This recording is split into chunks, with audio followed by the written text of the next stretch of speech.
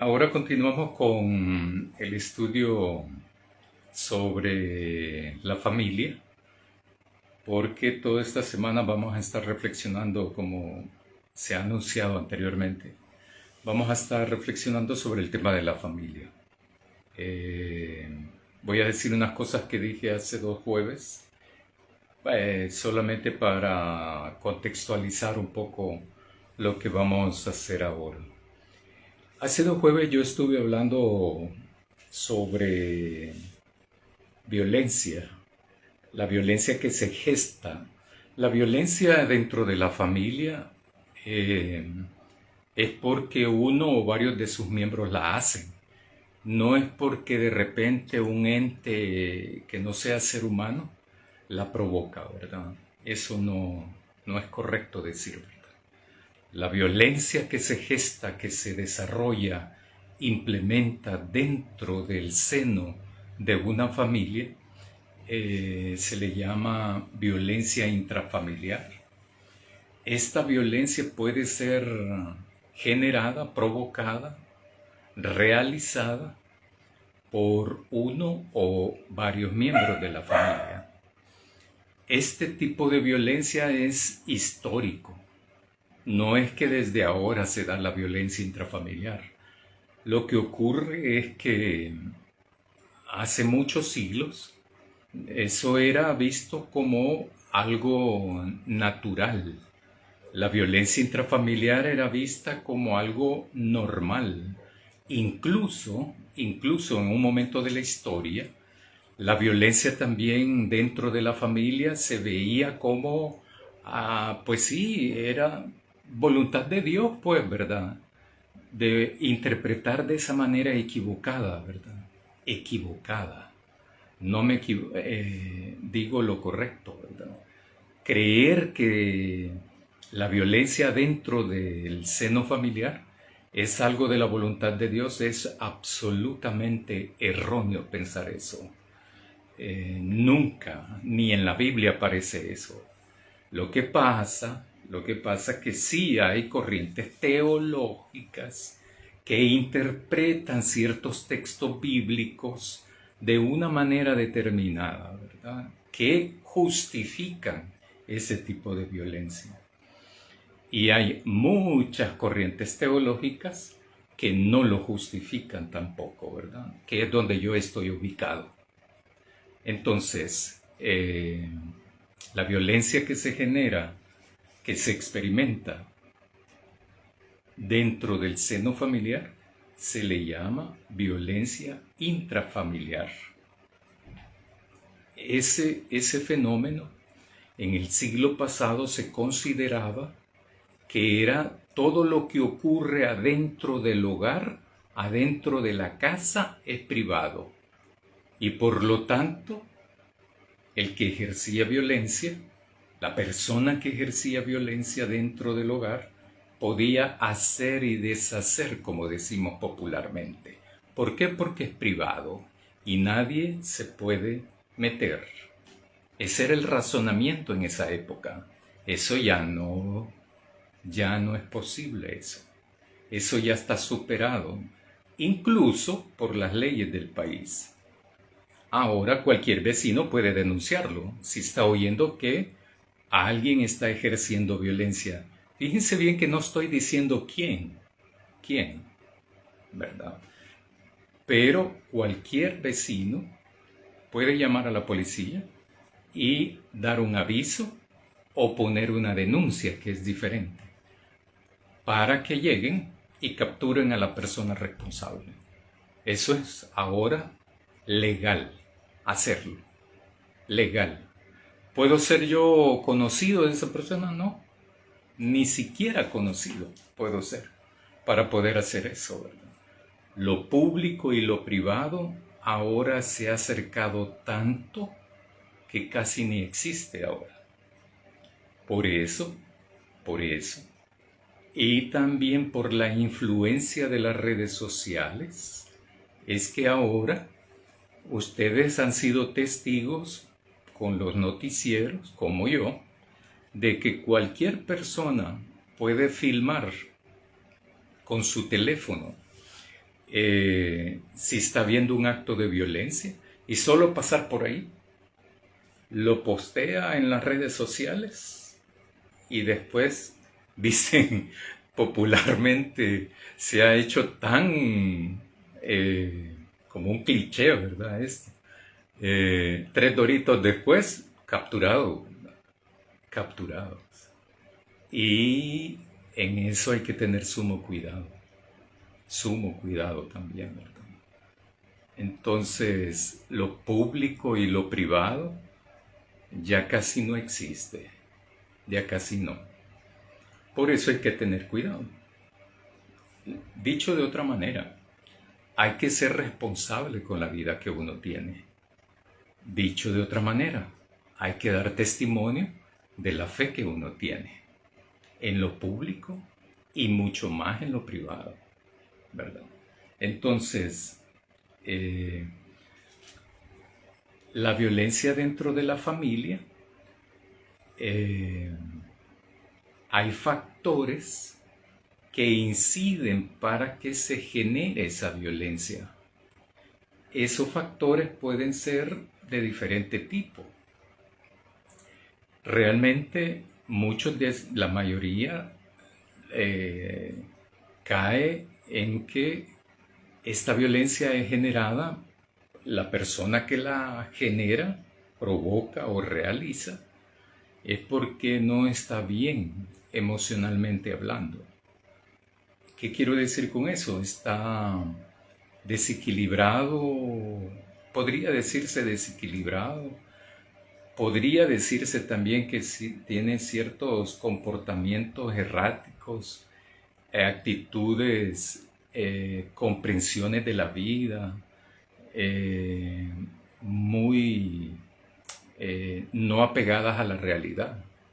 Entonces, eso no es justificante, ¿verdad? Nadie le va a preguntar a alguien que comete violencia, ¿estás emocionalmente desequilibrado o no? No, lo capturan y se lo llevan, ¿verdad? Averiguan mucho tiempo después y ahora menos. Entonces, por eso hay que tener cuidado, ¿verdad? Por eso hay que tener cuidado. Violencia intrafamiliar dentro de una familia cristiana, es inconcebible eso. Inconcebible eso. Bajo cualquier punto de vista, bajo cualquier circunstancia, es inaceptable.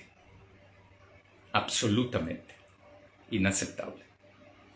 Es como que dijéramos que es permitida la violencia dentro de un templo, ¿verdad? Tampoco. Para nada, ¿verdad? Entonces, ¿quiénes llegan ahí, a ese templo?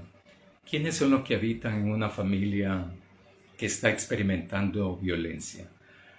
¿Hay soluciones para eso? Sí, hay soluciones para eso, ¿verdad? Para la violencia intrafamiliar. Eso sí, definitivamente. Entonces, hay familias también que experimentan violencia por factores que están afuera del hogar. Eso ya no es violencia intrafamiliar. Ya no. Ya estamos hablando de una violencia social. Esa es la diferencia. Cuando hay factores externos al hogar, personas que están fuera del hogar y que provocan violencia, esto genera una violencia caracterizada por lo social. Entonces, no es lo mismo la violencia intrafamiliar que la violencia social.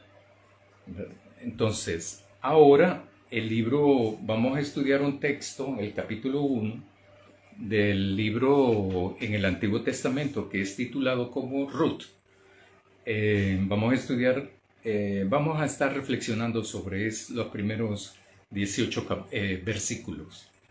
El libro de Ruth, no se sabe quién es el autor. Tampoco se sabe la fecha en cuál fue compuesto este libro. Se tienen algunas aproximaciones según las personas los estudiosos, lo que yo les llamo comentaristas o exégetas, ¿verdad? O biblistas también. No se conoce la fecha ni el autor del libro de Ruth. Sin embargo, la historia que aparece allí en el libro está ubicada en un periodo determinado, que es cuando cuando los jueces, el pueblo de Israel tenía un sistema de organización social, pero particularmente el poder político y el poder civil estaba ejercido por todas aquellas personas que se les llamaba con el cargo de juez, que no es lo mismo que a un juez de ahora, ¿verdad? Tiene características diferentes, propósitos diferentes, actuares diferentes también. En el libro de los jueces aparece propiamente dicho cuál fue la dinámica que hacían estos. No, aunque en los primeros años habían hombres jueces, pero también habían mujeres al final de ciertos periodos históricos. Esa historia que aparece en el libro de Ruth está ubicada históricamente en ese periodo, o sea, el periodo previo a la monarquía que se genera por el pueblo de Israel. Así es que, dicho esto, voy a empezar a leer el capítulo 1, el versículo 1 del libro de Ruth. Aconteció en los días en que gobernaban los jueces que hubo hambre en el país. Por eso es que se dice de que esta historia de este libro está ubicada en ese periodo histórico, ¿verdad? Entonces un hombre de Belén de Judá fue a vivir en los campos de Moab con su mujer y sus 2 hijos. El nombre de aquel hombre era Elimelech. El nombre de su mujer era Noemí. Y los nombres de sus 2 hijos eran Mahlón y Kelión. Ellos eran efrateos de Belén de Judá. Llegaron a los campos de Moab y se quedaron allí. Lo que aparece aquí es que ellos se movilizaron internamente, porque esta no es migración. Migración es cuando van de un país a otro, ¿verdad? Aquí sí, en el mapa está ubicada por esta parte. Si Jerusalén está por aquí, entonces más o menos por aquí está Moab. Dice que había hambruna, por lo tanto había una escasez de alimentos, pero seguramente eso estaba acompañado de una escasez de trabajo, que es lo que ocurre también ahora en nuestros países, ¿verdad? Y en ese país igual. Aquí hay una movilización interna por cuestiones de trabajo. Hay gente que vive en Santa Ana, por ejemplo, y viaja todos los días a San Salvador. Gente que vive en San Miguel y viaja todos los días a San Salvador. ¿Por qué? Porque encuentran trabajo en San Salvador, pero no en sus lugares de residencia. Esto es más dramático, más significativo, con mucha más demanda en otros departamentos y municipios del país. Porque el sistema es de concentración de todo, ¿verdad? Así ha sido aquí El Salvador. Llegaron a los campos de Moab, versículo 2, llegaron a los campos de Moab y se quedaron allí. Pero Elimelech, marido de Noemí, murió, y ella quedó con sus 2 hijos, los cuales tomaron para sí mujeres moabitas. El nombre de la una era Orfa, y el de la otra, Ruth.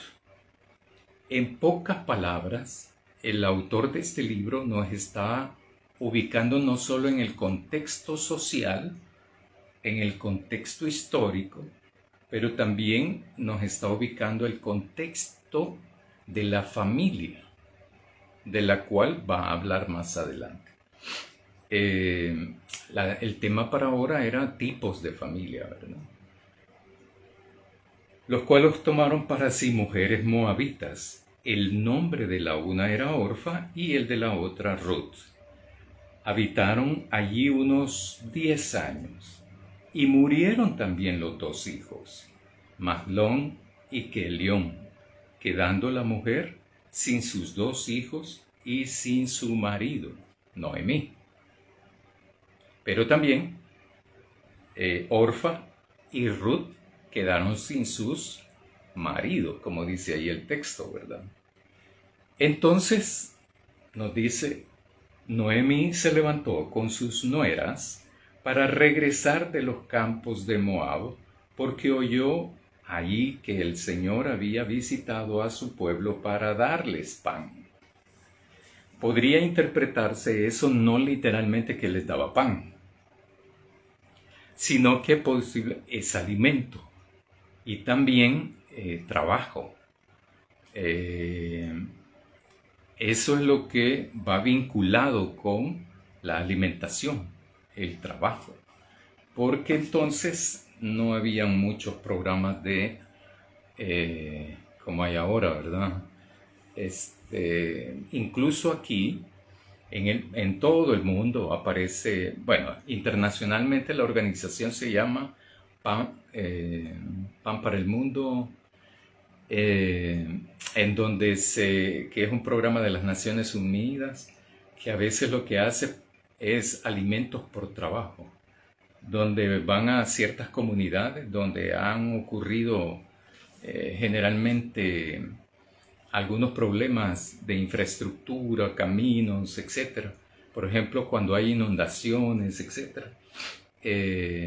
Entonces hacen las cuadrillas de trabajo y se les otorga canastas básicas para su sobrevivencia. Por eso ese tipo de programa se llama alimentos por trabajo.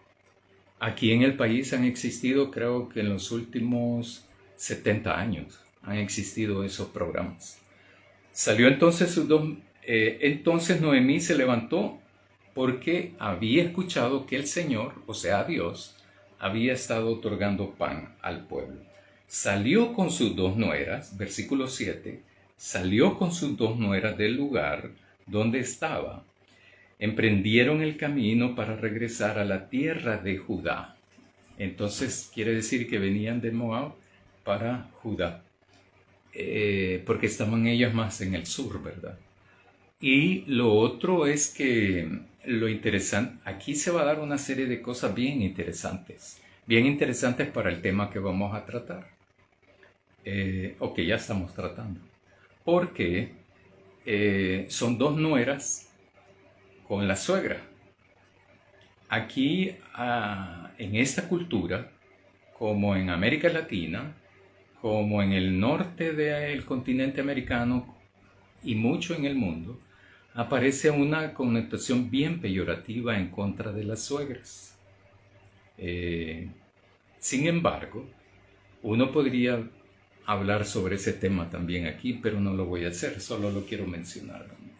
Entonces la suegra, Noemi, se va con su nuera Orfa y con su nuera Ruth, y toman la decisión de salir de ahí, de Moab, y van hacia Judá. Es interesante pero también es muy cultural, porque de acuerdo a la cultura, una mujer, y en esa época, una mujer sin familia, ¿verdad? Una mujer sin esposo, ahí estaban las 3 igual. Las 3 mujeres no tenían otra familia, al menos el texto lo plantea. Pero también las 3 habían perdido a sus respectivos cónyuges, a sus esposos o sus maridos, es lo mismo en esa época. Entonces se van, toman la decisión de andar juntas y se van. Eso es estar sola, una mujer, es difícil en esa época. Era sumamente difícil. Bueno, la dificultad solamente se ha aliviado, pero todavía en este país, en la actualidad, sigue siendo difícil. Sigue siendo difícil para una mujer y popularmente se dice, es que esa mujer está sola. Lo que dice la cultura salvadoreña es que no tiene esposo, pareja, cónyuge, marido. A eso se refiere eso. No es que no tenga familia. No, no, no. No, puede tener hijos. Los vecinos pueden ver que tiene hijos, pero dicen, esa mujer está sola. Como que la mujer es en cuanto a que tenga pareja y no es en cuanto no tiene pareja. Generalmente del hombre no, se dice el hombre está soltero, ¿verdad? Bueno, salió con sus dos nueras al lugar donde estaba y emprendieron el camino para regresar a la tierra de Judá. Versículo 8. Entonces Noemí dijo a sus dos nueras, vayan y regresen cada una a la casa de su madre. Que el Señor haga misericordia con ustedes, como la han hecho ustedes con los difuntos y conmigo. Eso, primero la suegra está hablando cosas buenas de las nueras. Y entonces las manda a sus respectivas casas de origen. O sea, que no está diciendo el escritor, bueno, entonces sí tienen familia. Ese dato es importante para lo que viene más adelantito. Entonces, las nueras, yo siempre he tenido problemas con eso de los parentescos, ¿verdad? Pero las nueras, entonces tienen familia. Y Noemí, la decisión que toma Noemí es, antes de marcharnos, entonces hay que tomar decisiones aquí. Posiblemente, esta es especulación, posiblemente están en edad de volverse a casar ellas. Y por lo tanto, las despide, ¿verdad? Vayan, no tienen obligación de quedarse conmigo. Váyanse, váyanse. Váyanse donde sus respectivas madres, o sea, sus respectivos hogares, sus respectivas familias, paternas, pues. Y les dice que vayan. Pero hay otra cosa muy interesante también, que Noemí es una mujer de fe. ¿Por qué dice uno eso? Porque ya van 2 veces que van mencionando a Dios, al Señor. Que el Señor haga misericordia con ustedes, como la han hecho ustedes. O sea que ellas fueron misericordiosas con Noemí, con la suegra, ¿verdad? Pues claro, uno puede deducir que la suegra fue buena suegra y estas fueron buenas nueras también. O sea, en otras palabras, eran personas, eran mujeres que se llevaban más o menos bien, creo yo. Uno puede deducir eso, interpretar eso, inferir eso. No puede decirlo tajantemente uno porque no se da mucho detalle. Sin embargo, Noemí dice de Orfa y de Ruth que ellas también fueron misericordiosas con ella. O sea, fueron más allá de lo que debían hacer. O sea, como dicen ahora, fueron más allá de lo políticamente correcto. Fueron más allá de lo de que dice un protocolo, el deber ser, ¿verdad? Ese tipo de cosas. En el versículo 9 dice, el Señor les conceda hallar descanso, cada una en la casa de su marido. Porque, como las manda, entonces uno dice, pues si las manda para ver si consiguen marido, porque conseguir marido en esa época era sobrevivir para las mujeres. Las mujeres estaban en una situación de enorme desventaja frente a los hombres. Abismal la brecha entre hombre y mujer, no solo en lo social, también en lo político, en lo económico, en lo cultural y en lo religioso. Estoy usando bien el término religioso, ¿verdad? En la fe con Dios no, pero en lo religioso sí. Era una gran brecha ahí de distanciamiento entre un hombre y una mujer. Ah, pero si esta es viuda, es peor. Es peor. Va como con más carga para poder seguir avanzando en la vida.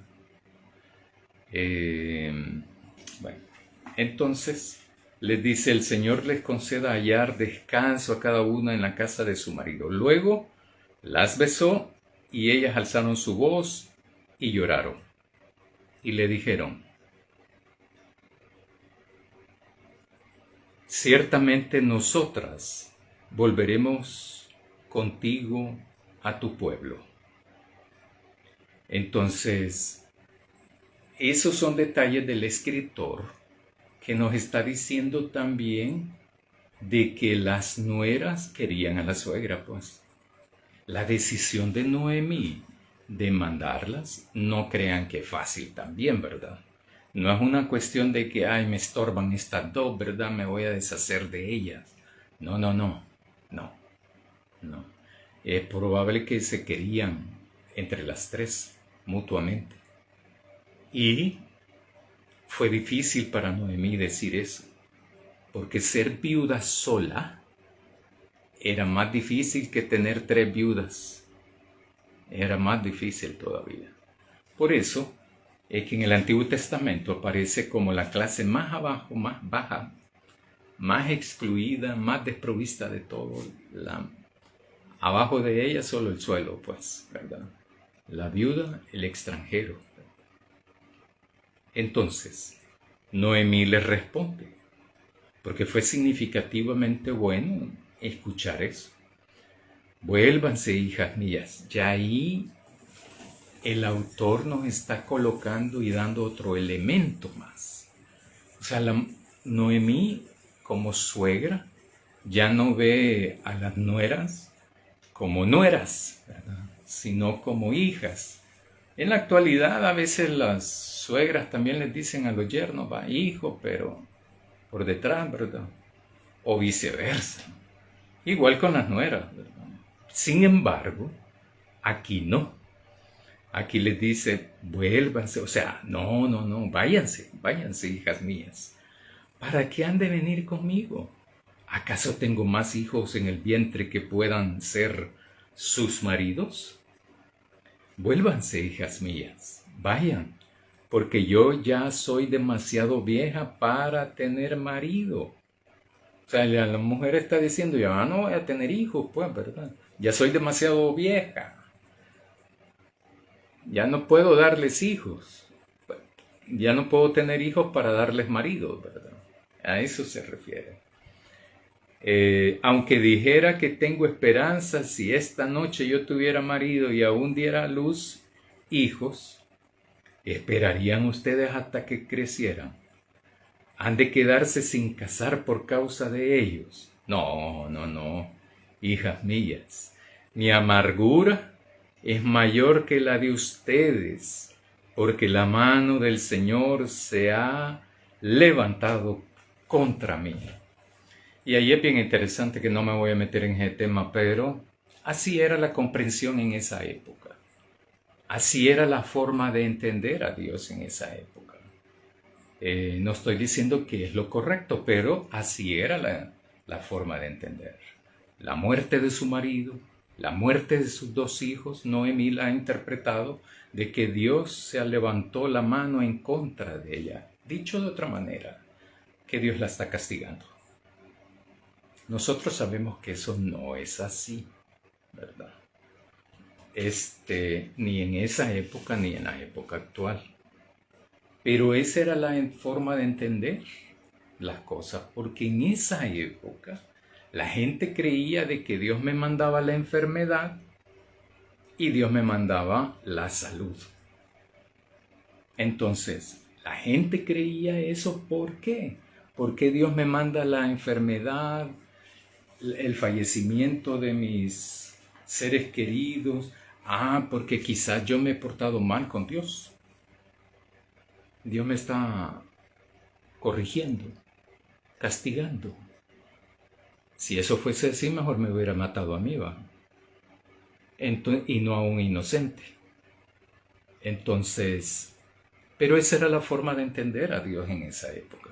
No estoy diciendo que es correcto eso, no lo estoy diciendo. Entonces, versículo 14. Entonces ellas alzando, bueno, pero también les dice vez tras vez, hijas mías. Y les insiste de que se vayan. Porque entonces eso hace suponer de que Orfa y Ruth son jóvenes. Jóvenes que tienen esperanza de volverse a casar. En esa época, eso era la meta de una mujer promedio, ¿verdad? Casarse. Y tampoco estoy diciendo que era lo correcto, ¿verdad? Menos desde los criterios de ahora, desde los paradigmas de ahora, ¿verdad? Pero en esa época eso era.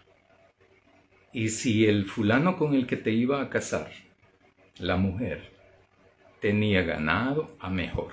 Tenía casa, mejor todavía. ¿Por qué? Porque no voy a ir a sufrir demasiado, sino que el futuro, ¿cómo se le llama? Partido se le llamaba aquí, va, pretendiente, tenía recursos económicos y por lo tanto entonces esta persona, la mujer, no igualmente iba a trabajar, ¿verdad? Pero no iba a tener mucha escasez. Lo interesante de esto es que hay parejas que se juntan. Yo conocí, por ejemplo, en esto de mi trabajo anterior, he conocido tantas cosas, tantas familias, tantos casos. No que recuerdo a quién le estaba contando que más o menos anduve como en unos 120 municipios quizás, y en una inmensidad de comunidades y todo eso. Pero uno va descubriendo la gente, la forma de pensar de la gente. Y una vez conocí un caso de unos jóvenes que él era ayudante de albañil y ella era como una especie de ayudante en una tortillería, ¿verdad? Y la gente se burlaba de ellos, ¿verdad? Cruelmente.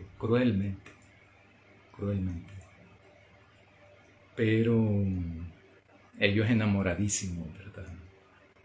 Y tomando en cuenta que para ellos lo que importaba era más eso que la condición económica y toda esa cuestión. Puede ser debatido todo eso. Yo no estoy diciendo que es correcto y que es incorrecto tampoco, estoy diciendo eso. Entonces, versículo 14, ellas, alzando su voz, lloraron otra vez. Luego Orfa besó a su suegra, pero Ruth se quedó con ella. Hay que tomar en cuenta de que Orfa hizo lo que su suegra quería. ¿Es criticable? No, bajo ningún punto de vista. Bajo ningún punto de vista. Y además criticar tampoco es justo ni legítimo. Entonces, Orfa la besó y se fue. Sin embargo, Ruth se quedó. Noemí le dijo: he aquí tu cuñada se ha vuelto a su pueblo y a sus dioses. Vuélvete tú tras ella. Anda, vete, andate, ¿verdad? Deberías de irte, en otras palabras, ¿verdad? No te quedes, hija. Andá a aprovechar la oportunidad. Todavía estás joven. Puedes volverte a casar, encontrar un buen marido y encontrar la vida que no pudiste tener con mi hijo, por ejemplo. Y la mujer entonces, ¿verdad? Insiste. Eso habla bien de Ruth también. Habla muy bien de Ruth, como suegra, pues. Este tema nunca se me había ocurrido hablar de suegras y nueras aquí, ¿verdad? Pero igual no se trata de eso. He aquí tu cuñada se ha vuelto, vuélvete tú tras ella. Pero Ruth respondió, no me ruegues que te deje y que me aparte de ti, porque donde quiera que tú vayas, yo iré, y donde quiera que tú vivas, yo viviré. Tu pueblo será mi pueblo, y tu Dios será mi Dios. Como digo yo, ¿verdad? Esto es bello, ¿verdad? Esto se llama, en otras palabras, hermanos y hermanas, sororidad se llama ahora eso, ¿verdad? Sororidad es la forma de pensar, es la forma de actuar, es toda una actitud basada en una reflexión de cómo mujeres acompañan a otras mujeres en solidaridad, en apoyo, en fortaleza a otras mujeres que lo necesitan. Eso se llama actualmente sororidad. Y eso es lo que se ve ahí. Tanto de Noemí para las nueras, como las nueras para Noemí. Particularmente Ruth. Porque Orfa se regresó, pero es legítimo irse. La suegra con la que ella se quería quedar la mandó y la mandó y la mandó. Ah, no, pero solo Ruth es buena. No. Aquí no hay buenos ni malos tampoco, ¿verdad? Las dos actuaron legítimamente. Legítimamente actuaron las dos. Pero en sororidad las tres. Y eso es bien interesante para mí. Para mí porque Noemí insiste persistentemente, les hace hincapié de que regresen por su bien. O sea, la decisión de la suegra es en el bienestar de las nueras. Pero las nueras toman una decisión por ella, pero también por Noemí. Por ellas mismas, pero también por Noemí, de quedarse con ella. Y Orfa toma la decisión de irse para su pueblo. Entonces, cuando responde Ruth de esa manera, eso es algo que uno ve todavía en la actualidad. Uno puede ser testigo de eso, ¿verdad? Testigo en el sentido de que hay personas que son tan familia de personas que no tienen ese vínculo biológico o de sangre, como decimos, ¿verdad? En cambio hay personas familiares biológicos, pero se comportan como que fueran extraños completamente, ¿verdad? Por decirlo de esta manera, como que fueran vecinos lejanos, ¿verdad? Y hay gente que no los une lazos de sangre, biológicos, pero se comportan como que fueran una familia excelente.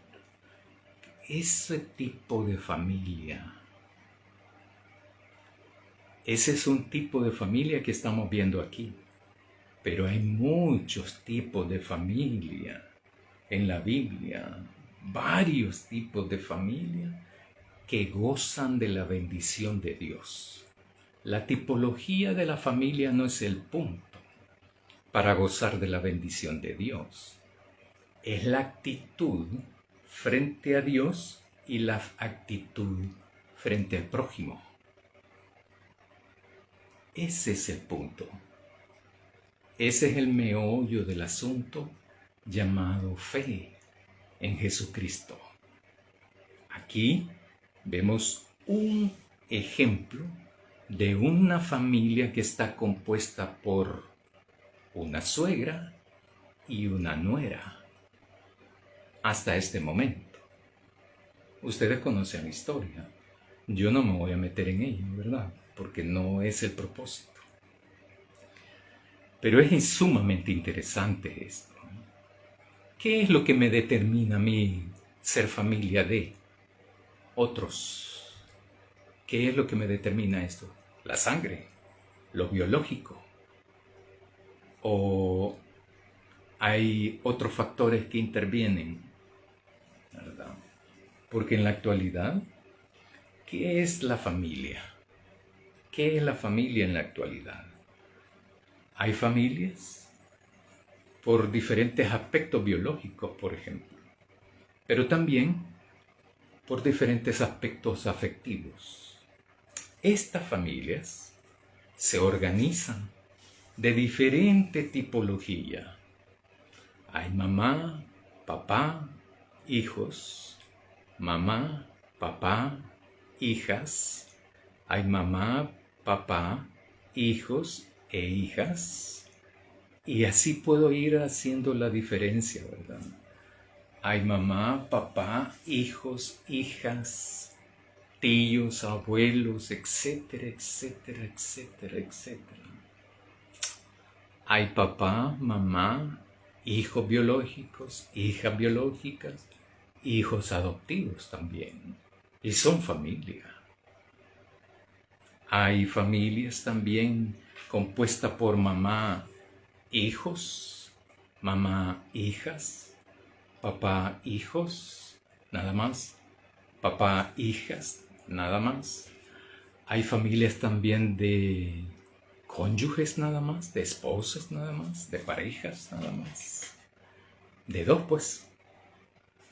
Y una persona puede ser familia, o no puede ser familia una persona nada más.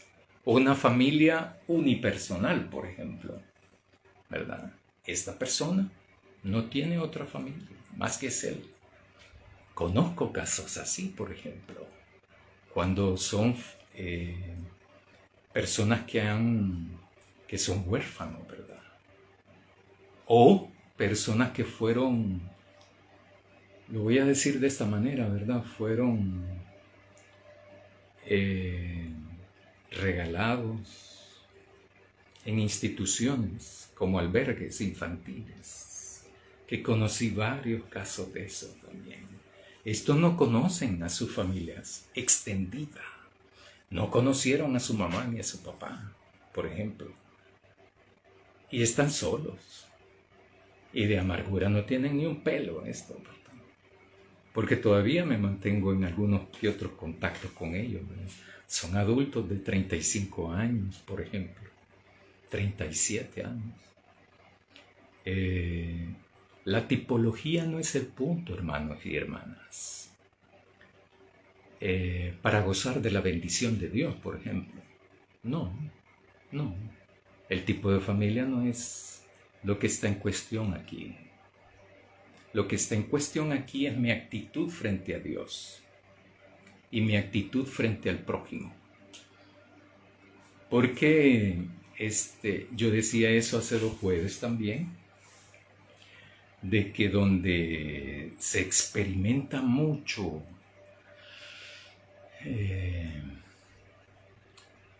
qué tan familia somos es cuando hay una propiedad de por medio que va a ser heredada y donde hay varios herederos. Ufa, ahí sí ahí hay una situación donde si todos dicen, no, ¿verdad? No hay problema, ¿verdad? Hagámosla, consensuemos, partamos esto, pongámosle un valor, dividámoslo en partes iguales y no hay ningún problema. Hay familias así. Hay gente así, pero hay también donde a mí me toca más porque soy el mayor. Sí, pero yo le reparé no sé qué cosa, si es que a mí me deben más. Y se arman, ¿verdad? Se arman.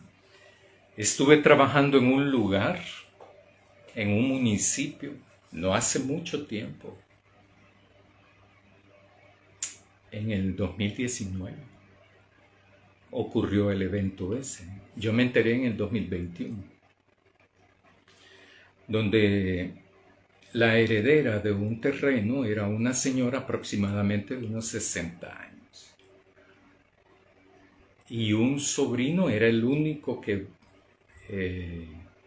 viviendo en ese municipio, era el siguiente, en todo el país, mejor dicho.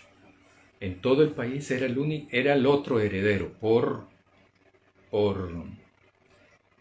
línea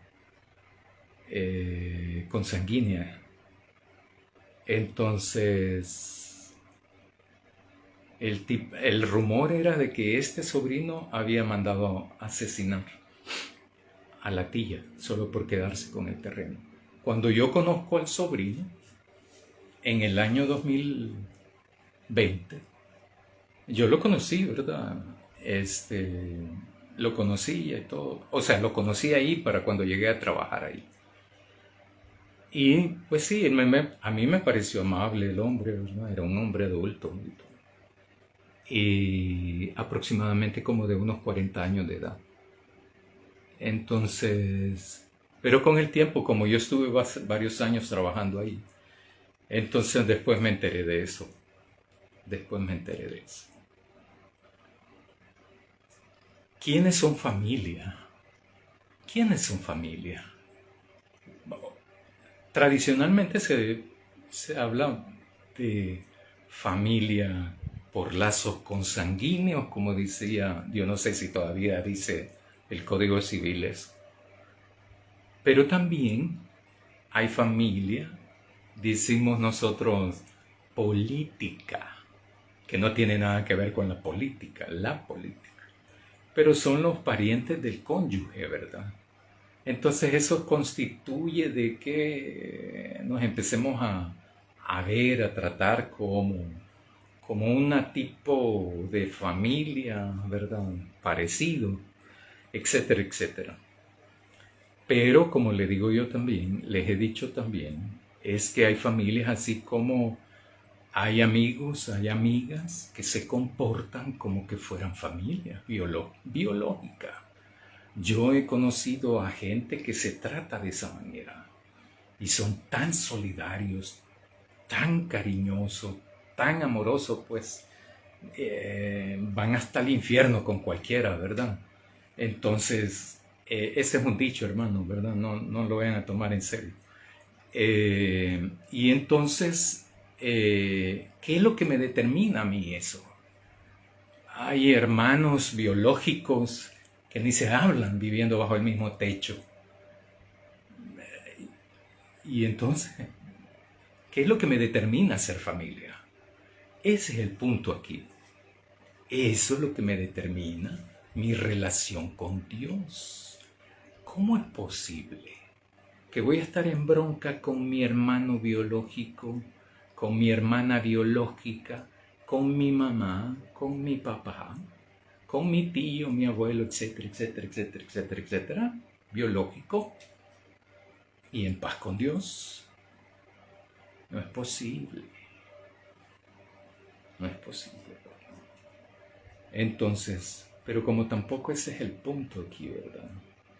El tipo de familia no me determina mi comunión con Dios. Lo que me determina la comunión con Dios es mi relación con Dios, mi actitud con Dios y mi relación y mi actitud con mi prójimo. Ahí sí. Y eso lo sabemos completamente. Todos lo sabemos eso, ¿verdad? Dice entonces, versículo 17, donde tú mueras, yo moriré, y allí seré sepultado. así me haga el Señor y aún me añada que solo la muerte hará separación entre tú y yo. Viendo Noemí que Ruth estaba tan resuelta a ir con ella, no le dijo nada más. Esto es una historia muy buena, muy bonita, muy significativa también, ¿verdad? Muy esperanzadora también, porque es cuestión actitudinal, ¿verdad? No como ahora de que se van a llevar a mi hija, ¿verdad? El peludo ese, se van a llevar a mi hijo, la greñuda esa. No, no, no, por favor. Uno no anda con esas cosas, ¿verdad? De inmadureces. Entonces hay que ponerse serio también en la vida, ¿verdad? Serio no quiere decir amargado ni nada de eso. Noemí, que había fallecido su marido y sus 2 hijos, toma la decisión de irse para Judá, en una actitud, aunque no lo dice, pero en una actitud de esperanza, de un nuevo comienzo, de buscar un mejor porvenir. Y entonces toma la decisión de irse para Judá. ¿Por qué? Porque el Señor Dios, le han contado de que el Señor Dios está dando pan al pueblo que tenía hambre en aquella época. Entonces, estas nueras y particularmente Ruth toma una decisión consciente, nada que motivada por los intereses económicos, ¿verdad? No, ¿y qué interés económico iba a tener con Noemi? Si las dos estaban en la misma situación de pobreza, ¿verdad? Y de empobrecimiento y de exclusión social por ser mujeres. El futuro que tenían inmediato no era prometedor. Pero la esperanza no es tener seguridad de que te va a ocurrir algo, sino tener la certeza en quien ha confiado también. Y ella, Noemí, ha confiado en el Señor Dios. Y Ruth, motivada por el testimonio de Noemí, entonces toma la decisión de que su pueblo va a ser su pueblo y su Dios va a ser su Dios. El Dios de Noemí va a ser el Dios de Ruth. Y Ruth por eso confiesa eso. Y allí es donde nos desarma cualquier situación egoísta que pueda haber, ¿verdad? Y por eso habla de mujeres ayudándose mutuamente, a pesar de estar experimentando los mismos dolores, angustias, necesidades, problemas. Y no solo uno, sino varios problemas, y serios, hasta de hambre. Es inspirador para cualquier mujer, es inspirador este testimonio para cualquier hombre que quiera ser discípulo de Dios, de Jesús, que quiera estar en comunión con Dios, con su Padre. Por eso, hermanos y hermanas, les invito a leer todo el libro y a reflexionar en eso. ¿Tipo de familia que bendice Dios? Cualquiera. No hay ninguna privilegiada. Lo que sí es la actitud de la familia. O sea, la actitud de los que conforman un tipo o los tipos diferentes de familia. Mi actitud, su actitud, es la determinante para estar en comunión con Dios. Oremos, hermanos y hermanas. Querido Dios, queremos agradecerte porque eres un Dios justo, porque eres un Dios cabal, porque eres un Dios que no solamente persigue, sino que hace justicia, pero no igual como nosotros entendemos la justicia. Haces tu justicia. Ayúdanos a entenderte. Ayúdanos a seguirte fielmente. Ayúdanos a comprenderte. Ayúdanos a servirte fielmente. Ayúdanos a estar en comunión contigo. Ayúdanos a aprender del testimonio de Noemí y del testimonio de Ruth. Ayúdanos, por favor. Amén. Buenas noches, hermanos.